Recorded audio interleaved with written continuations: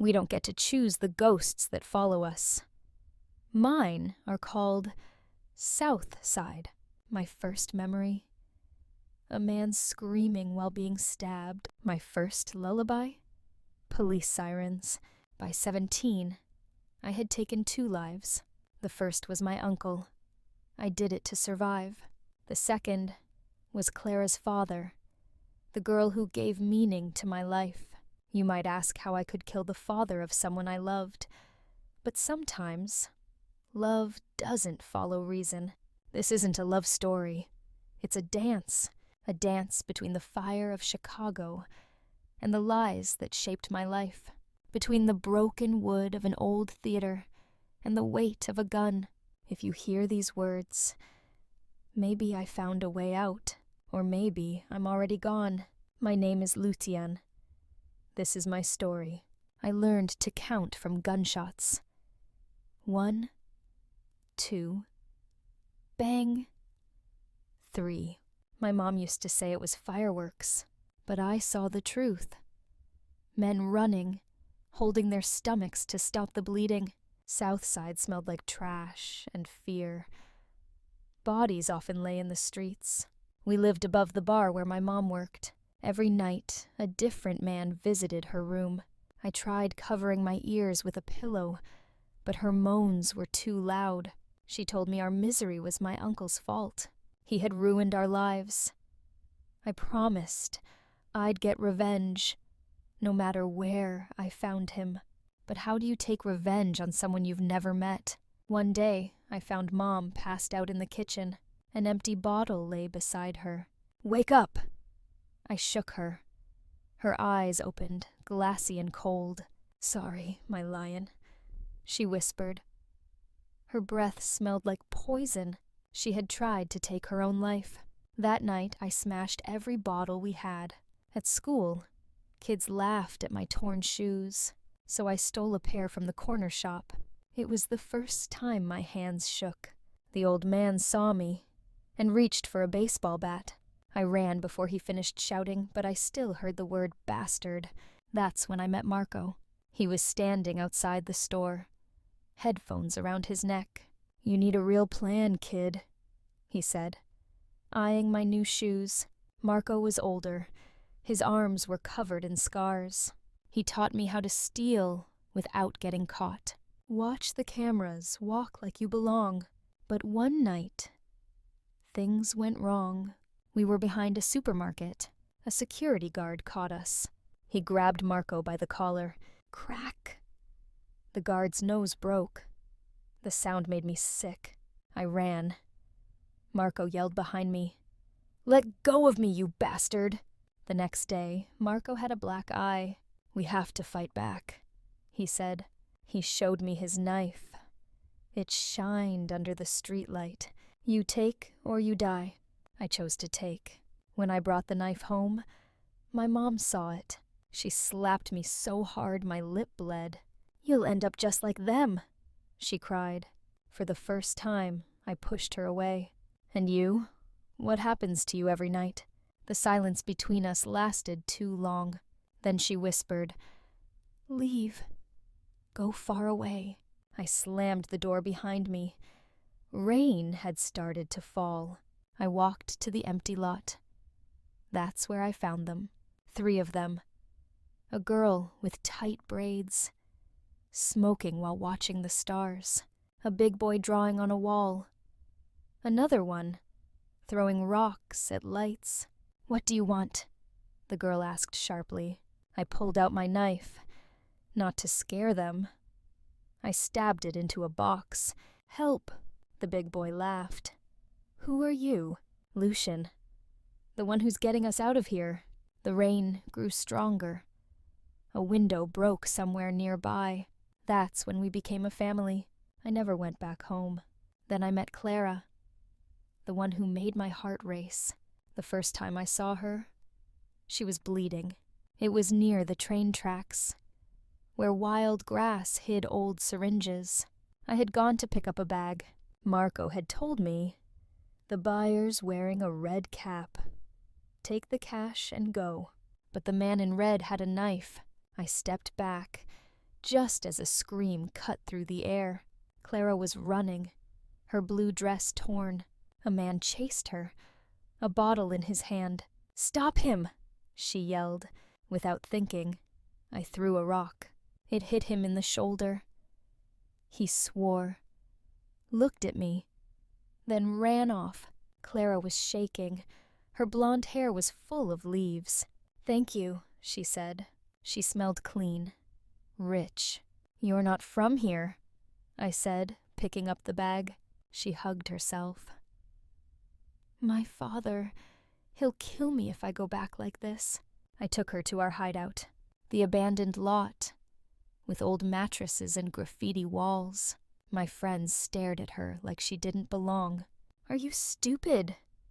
Nia, the girl with braids, said. "Girls like her call the cops." Clara touched a scar on her wrist. A thin white line. "I won't tell anyone, I swear." I gave her my hoodie. It was too big. "Why'd you come here?" I asked. She stared at the ground. "My parents decide everything. My school, my friends, even my clothes. I can't breathe." A car engine growled outside. Headlights lit up the wall. Clara's face went pale. "That's my father's car. I have to go." She ran toward the lights. Before disappearing, she turned and said, "My name is Clara." Nia gave a crooked smile. "You're in trouble, Lucian. Rich girls cause problems." The next day, I waited for Clara outside her school. She was talking to a teacher. When she saw me, she smiled like sunlight breaking through a cloudy day. "I brought your hoodie back," she said, holding it out. It was clean. Her hand touched mine. It felt soft. Too soft. Then Marco showed up. He looked at Clara with a grin that made my skin crawl. "Is she new?" he asked. Clara stepped back. I felt the tension. "Leave her alone," I said. Marco laughed. "You think you're a hero now?" That evening, when I got to our hideout, everything was destroyed. The mattresses were ripped. On the wall, in red paint, "Next time, it'll be you." Clara was waiting outside my place. Can I stay here?" she asked. Behind her, a black car slowed down. The windows were dark. The engine was still running.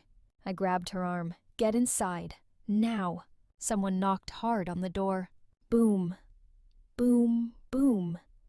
The whole place shook. Clara pressed herself against me. "They found me," she whispered. Her breathing was fast and panicked. I reached into my pocket for my knife. "Climb onto the roof, go to Nia's place." But Clara shook her head. "I'm not leaving you." The door flew open. A tall man in a black suit stepped in. He wore sunglasses, even at night. "Clara Bennett, your father is waiting." Clara held my hand tightly. So tightly it hurt. "I'm not going," she said. Her voice was shaking. The man took out a phone. A deep voice came through the speaker. "Clara, stop. You're making a scene." Clara didn't speak, but tears rolled down her face. They burned against my skin. "No," she whispered. Footsteps echoed on the stairs. Marco walked in, smiling like a villain in a movie. "What's going on, princess?" The man in black frowned. "This doesn't involve you." Marco raised a baseball bat. "Oh, it does. Lucian's mine." I pushed Clara behind the couch. Marco swung the bat. The table broke. The man in black grabbed Marco by the neck. Crack! A bone snapped. Marco dropped, yelling in pain. "Clara, now," the man said. Clara looked at me one last time.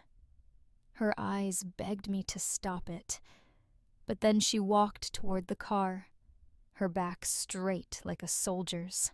Marco groaned on the floor. "You owe me, idiot," he said, then crawled away. I went back to the hideout. Nia was there, with a bandage on her arm. "That rich girl messed up your head," she muttered. That night, I climbed the wall outside Clara's house. It was huge and white, with cameras everywhere.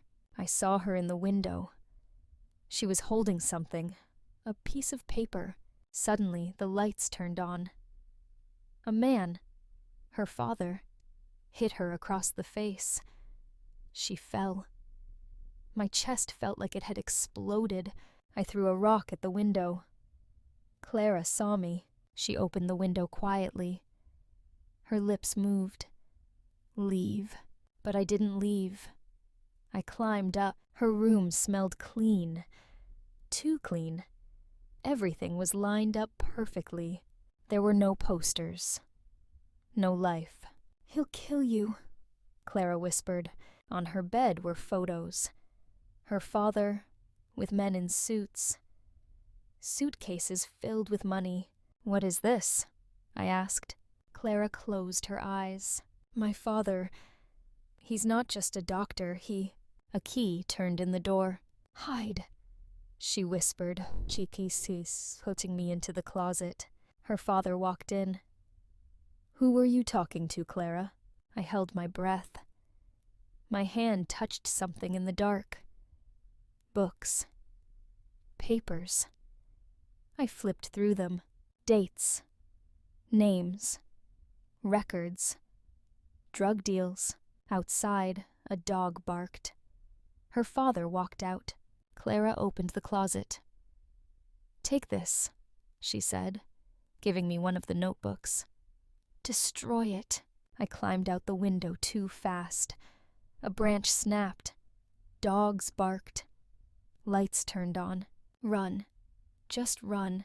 A gunshot echoed in the dark. Rain poured down like the sky wanted to crush the city. Clara was under the bridge, her coat soaked, clinging to her. "I ran away," she said quietly. I took her to the abandoned theater, our hiding spot. The red chairs were covered in mold. The stage curtain moved slowly in the wind, like a ghost. "He'll find us," I said, lighting a small candle. Clara touched my cheek. Her fingers were shaking. "I don't care. I just want—" Her voice faded. Then she kissed me. It tasted like rain and fear. I pulled away. "Clara, we can't." "Please," she said, holding my shirt. "Before it all falls apart." She kissed me again. Deeper. The candle dropped. Darkness took over. We moved slowly, carefully. My hands found hers. Her skin was warm. In the silence, I could hear her heartbeat. "I've always loved you," she whispered. A sound came from behind the stage. Crack. Like someone stepping on broken glass. We both froze. "Is it your dad?" I whispered. Clara shook her head, scared. Her nails dug into my back. Crack. Crack. It was getting closer. I grabbed my knife. "Stay here," but Clara held on. "No, if we die." She pushed me down onto the dusty floor. Her mouth touched my neck. Her wet hair pressed against my chest. The fear made everything stronger. Faster. Our bodies moved without speaking. "I protect you. You save me. We live. Now." Suddenly, a flashlight moved across the stage. "Police!" someone shouted. Clara held back a cry. I threw our clothes away and pulled her behind the curtain. Her heartbeat pounded against mine. Boom. Boom. Boom. "Come out, Lucian." The voice was familiar. It was Marco. He walked onto the stage, holding a gun.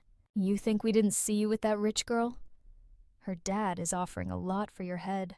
Clara squeezed my hand. "Run," she whispered, but I saw his men below the stage. 3, 4. They had knives and bats. Marco lifted the curtain. His grin disappeared when he saw Clara. "Oh, she's with you?" The gun clicked.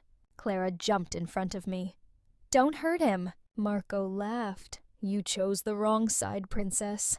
The gunshot exploded. Clara screamed. Blood hit the curtain. No. No. No. But the blood wasn't hers. It was Marco's. Behind him stood Nia, holding a smoking gun. "No one touches my family," she said. A fight broke out. Clara and I ran for the exit. Outside, the rain washed away our footprints. In a nearby alley, I held Clara against the wall. Our breathing was fast. "Why did you protect me?" I asked. She placed her hand on my side, where I had been hurt. "Because you're the only light I have." Someone coughed behind us. Clara's father stepped from the shadows. He held a silver gun. "Game over, Clara." Clara stood in front of me. "Then shoot," she said. "But I'm staying with him." His hand shook. "You'd pick this nobody over your own family?" I put my arm around her. "She's my family now." The gun fired. My ears rang. I shut my eyes, waiting for pain. But nothing came. Clara yelled, "Father, no!" I opened my eyes. The gun was pointed upward. The bullet had hit a piece of metal above us. "I can't do it," her father said. His eyes filled with tears. Clara ran to him. "Please, just let us go." A car horn blared. A police car came closer, lights flashing. Her father hid the gun. "You'll come back, Clara. You have no choice." Then he disappeared into the night. Clara fell against me. "I'm never going back," she cried. We stayed at Nia's place. The apartment smelled like paint and anger. She cleaned my wound using a ripped shirt. "You're both crazy," she muttered. But her touch was soft. Clara fell asleep on the couch. I watched her. Her eyelashes moved like wings. She had risked everything for me. Suddenly, the door burst open. Men in black rushed in. They wore masks and gloves. "Silent," Nia screamed. One hit her with a metal stick. She fell. "No." I grabbed Clara. "Out the window!" I yelled. We jumped from the second floor. Trash bags broke our fall. Clara limped. "Go without me," she said. "Never." I lifted her onto my back. Her tears soaked through my shirt. "Let me go." "They'll kill you." Footsteps ran behind us. A bullet flew past my ear. We escaped into an old church. The broken windows let in moonlight. Clara dropped to her knees in front of the altar. "I don't want to die here." I kissed her. Slowly, like it was our last moment. "We'll make it," I said. But I was lying. The men entered. They moved slowly. They surrounded us. Guns. Knives. Clara grabbed a broken candlestick. "Stay away!" A deep laugh came from the shadows. Marco walked in. His arm was in a sling. "You still think you're the hero, Lucian?" Clara stepped back. "It's him. He works for my father." Marco smiled. "The doc pays well. Sorry, man." I pushed Clara behind a pillar. "When I say run, run." The fight started. Fists. Kicks. Blood. Someone pushed me down. A knife cut my shirt. Clara screamed. She hit a man with the candlestick. He dropped. Marco grabbed my hair. "You left me for this rich girl?" Then, sirens. Loud. Marco's men froze. "Cops!" Someone yelled. Marco let go. "Next time," he growled. The police stormed in. Clara grabbed me. "This way!" She led me to a back door. Outside, the sky was starting to turn light. We jumped into a dumpster to hide. Our bodies were shaking. Wet. Holding each other close. "I know a place," Clara whispered. "A theater. My father doesn't know about it." We walked to an old building covered in graffiti. Inside were broken lights and dusty costumes. Clara turned on a small lamp. "I used to come here when I was little," she said. It's my secret. Old photos were on the wall, faded with age. Clara, 10 years old, dressed like a fairy. I wanted to be an actress, she said, before he ruined everything. I held her close. Her heartbeat pressed against mine. You're free now. She kissed the scar on my chest. And what about you? The sun had started rising. Somewhere nearby, a door creaked. Clara froze. They found us. But it wasn't her father's men. It was my mother. She held a suitcase. Her eyes were red from crying. I heard everything, she said. I want to help. Behind her, Nia stood on a crutch. You better have a real plan, lady, she muttered. Clara held my hand tightly. What do we do now? The answer came from far away. An explosion. It came from south side. Thick smoke rose into the sky. It was Marco. The real fight had just started. The blast had turned south side into chaos. Fires spread through buildings. Smoke filled the streets. People screamed. One of them was Marco. My mother held up the suitcase. I brought money. Passports. We can escape. Clara looked at the smoke. I grabbed her hand. Go with my mom, find a car. She shook her head. No, I'm staying with you. We ran toward the fire. The heat burned our skin. Crowds ran in every direction. An old man fell down. I helped him up. Where's Marco? I asked. He pointed with a shaking hand. The warehouse, he blew it up. The roof groaned. It was falling apart. Voices screamed inside. Clara held my arm. It's a trap. Too late. Marco stepped out of the fire. His face was covered in soot. Look at your kingdom, Lucian, he shouted. He held a glass bottle filled with fuel. A rag on top burned. Your father, he growled. He should have died like this. My father? I didn't even know who he was. Marco threw the bottle. It exploded near us. Clara screamed. I pulled her behind a wall. Why are you doing this? I yelled. Marco laughed. Your father was my brother. He died because of your mother. My mother showed up. Out of breath. That's not true, she shouted. Your brother was a monster. He deserved it. Marco pointed a gun at her. We end this now. A gunshot rang out. My mother fell. Blood covered her dress. No. No. No. I tackled Marco. We rolled on the ground. His gun slid away. He grabbed my throat. Die like your father. Clara picked up the gun. Let him go. Marco laughed. You won't shoot me, princess. Boom. The shot echoed. Marco stumbled. Blood poured from his leg. Clara was shaking. The gun still hot in her hand. I'm not a princess anymore, she whispered. Sirens screamed nearby. Marco crawled toward the fire. You won't take me alive. The flames swallowed him. My mother's breathing was slow. The suitcase, she gasped. Take it. Run. Clara pressed cloth against the wound. Please stay, she cried, but my mother's eyes closed. Lucian, she whispered. She touched my face. Her hand dropped. Nia stopped a stolen car in front of us. Get in. The police are coming. I grabbed the suitcase. Clara gently closed my mother's eyes. She's at peace now.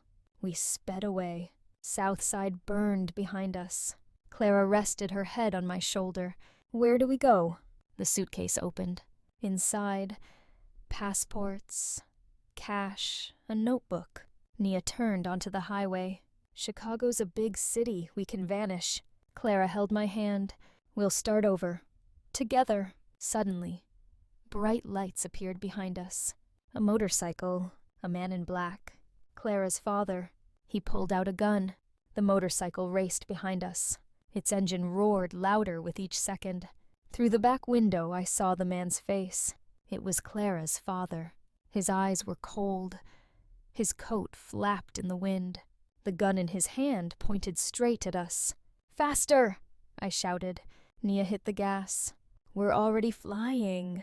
The first bullet hit the back of the car. Glass shattered. Clara screamed. I pulled her down into the seat. "Stay low." The second bullet tore through the roof. Nia swerved hard. We nearly hit a guardrail. "I'll lose him," Nia said through clenched teeth. "I promise." We raced under a bridge. The motorcycle followed, closer now. Clara's father aimed again. I opened the suitcase. Passports. Money. And the notebook, full of names, deals, proof. "This is why he's chasing us," I said. "He needs this gone." "Then throw it!" Nia yelled, but I shook my head. "No, this ends now." I grabbed Clara's hand. "Are you ready?" She nodded. "With you?" "Always." We turned off the main road and flew down an alley. The tires skidded across wet pavement. Nia slammed the brakes. The car spun and stopped near a shipping dock. The motorcycle stopped a few feet away. Clara's father stepped off, his gun still raised. "Give me the notebook," he said. "That's all I want." "You'll never leave us alone," I said. Clara stepped forward. "Why, Dad? Why go this far?" "You ruined everything," he said coldly. "You were meant for more than this." "I found more," she said, "and I choose it." He raised the gun, but before he could fire, a loudspeaker crackled. "Drop the weapon!" Police surrounded the dock. Red and blue lights flashed everywhere. He looked around. No way out. He dropped the gun. Officers rushed in and pulled him to the ground. Clara stood frozen. I wrapped my arms around her. "It's over," I whispered. She nodded slowly. "Let's go." We gave the notebook to the police. Names. Proof. Everything. They took it. And with it, the last piece of our past. We left the dock without looking back. 2 weeks later, we stood at the edge of a new city. No more South Side. No sirens. No gunshots. No fear. Just the sound of buses. The smell of warm bread from a bakery nearby. And people walking like nothing bad had ever touched them. We had new names now. New IDs. New stories. The past didn't disappear, but it no longer controlled us. Nia stayed in Chicago. She said she wanted to help kids like us, ones with nowhere to go. Before we left, she hugged us tight. "Don't waste it," she said.